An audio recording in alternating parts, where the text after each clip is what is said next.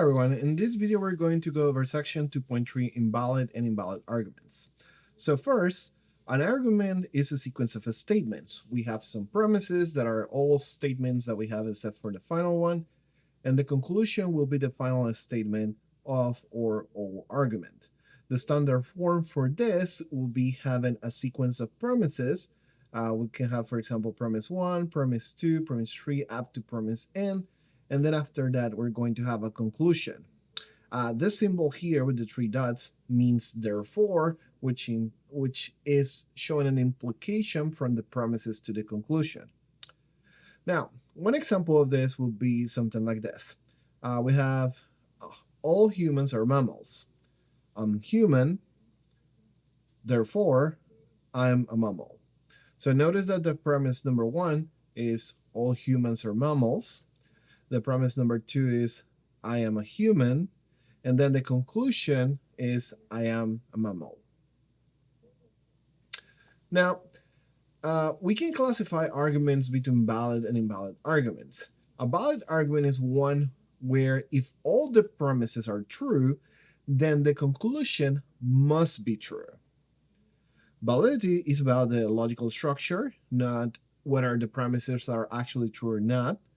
And a valid argument can have false premises and a false conclusion as well.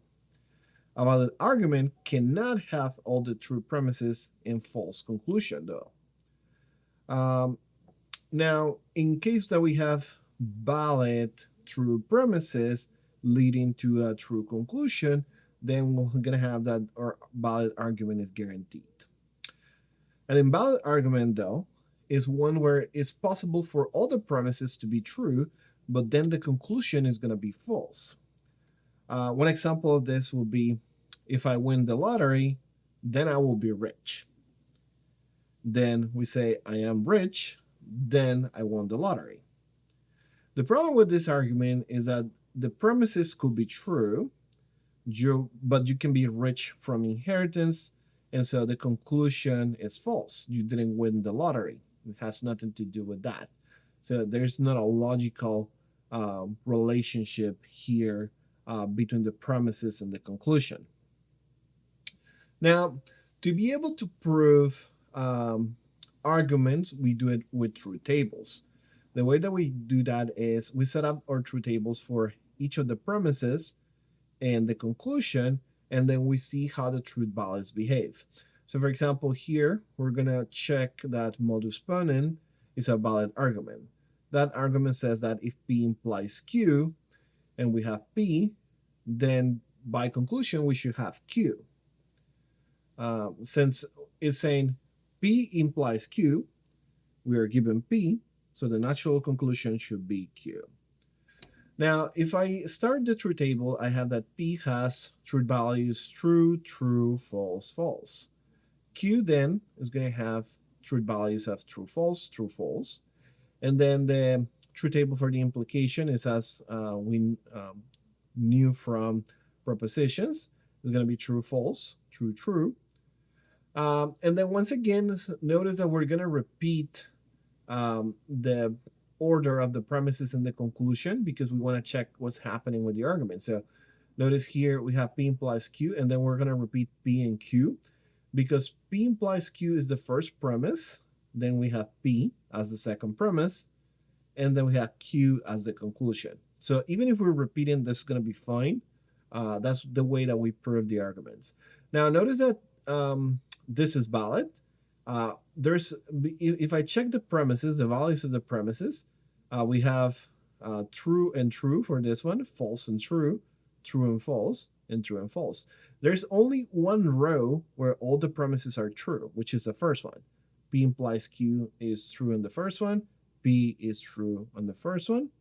But because of this is going to be a valid argument because in the row where all the premises are true, the conclusion, which is Q, is also true. So we have this whole row being true. Now let's check where do we have an invalid argument. The invalid argument, as we noticed before, if we have P implies Q and we get Q and conclude P, that's going to be an invalid argument. Again, This is the example of if I win the lottery, then I will be rich. I'm rich, I won the lottery. We remember that this is not valid because there's many ways that you can be rich. Not that has nothing to do with winning the lottery. So in this case, we have exactly the same values. We flipped Q and P here. Notice that there is one row that has true premises. The premises here are going to be P implies Q, and the second premise is going to be Q. And so the first row we have true, and true.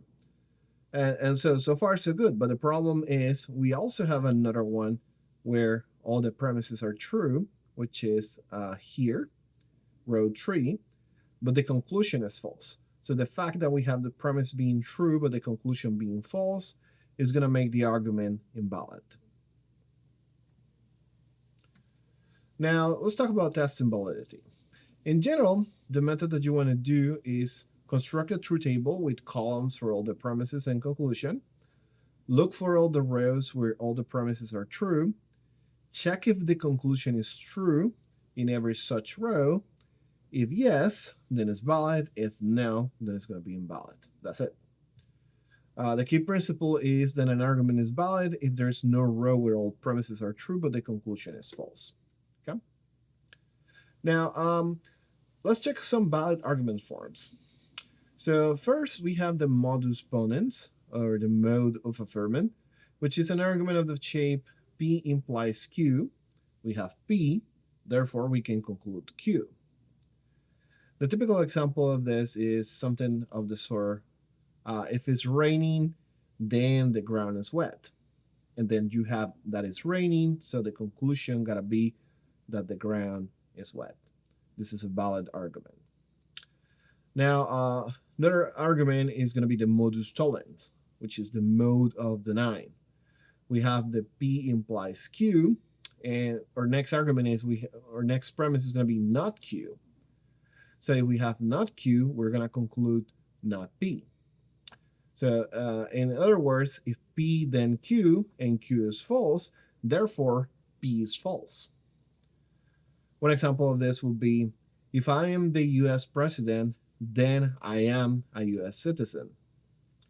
And then the second premise will be, I'm not a US citizen, therefore I am not the US president. This is a valid argument again.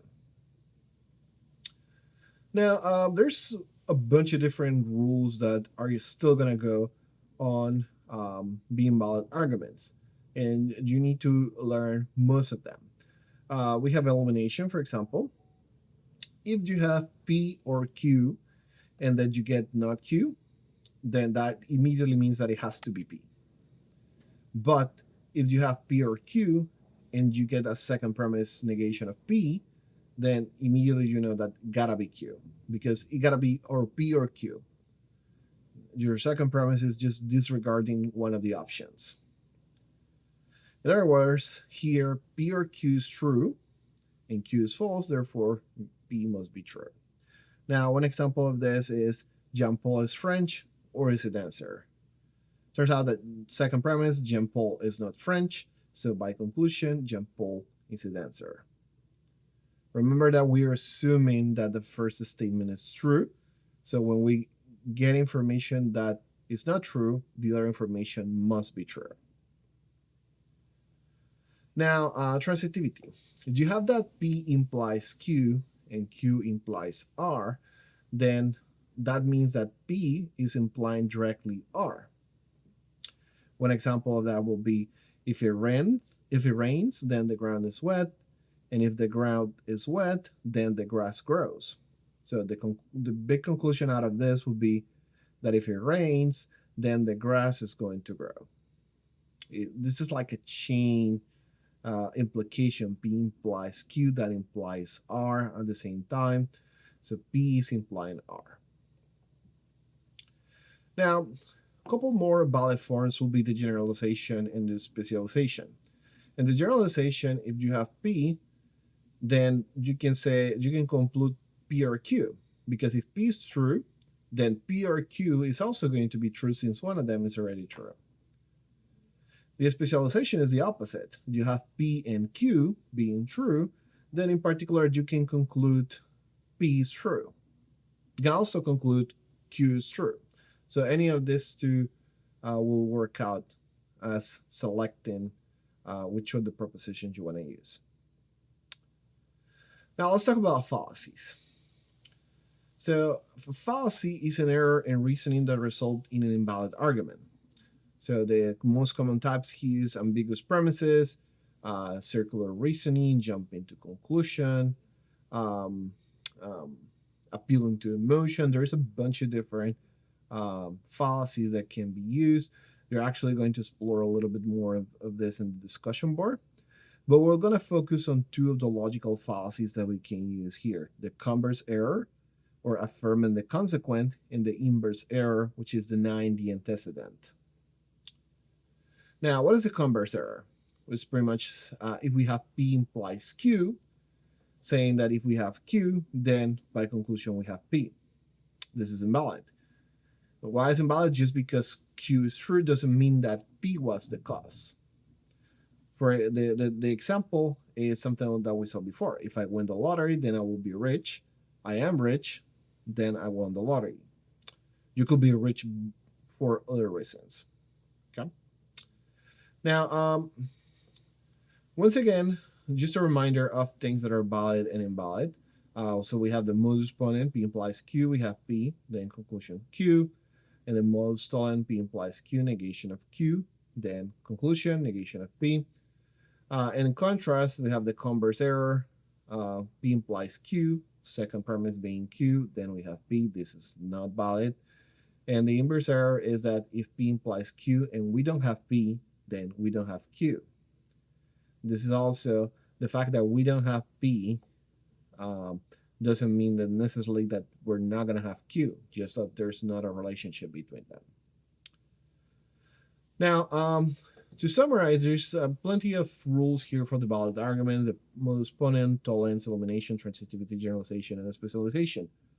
All of these are valid if the premises are true. The conclusion must be true.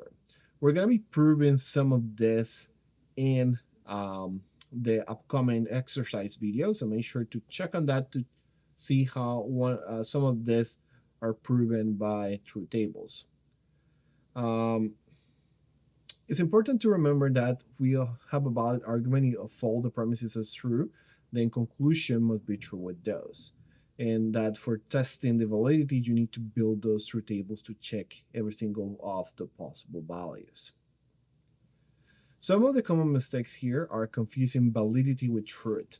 Valid doesn't mean that the premises are true. Valid means that if the premises are true, then the conclusion is true. Okay. The other common error is also committing the converse error and inverse error. So you gotta be careful with not stating arguments that work in that direction. Also, it's very common make the mistake of not checking all the critical rows. The critical rows are where the premises are true. You need to check every single one. Just because one of them is true and the conclusion is true doesn't mean that maybe below you're not going to have some critical row that then ends up being false in the conclusion. So be careful with checking that. But we'll check more of this on the exercises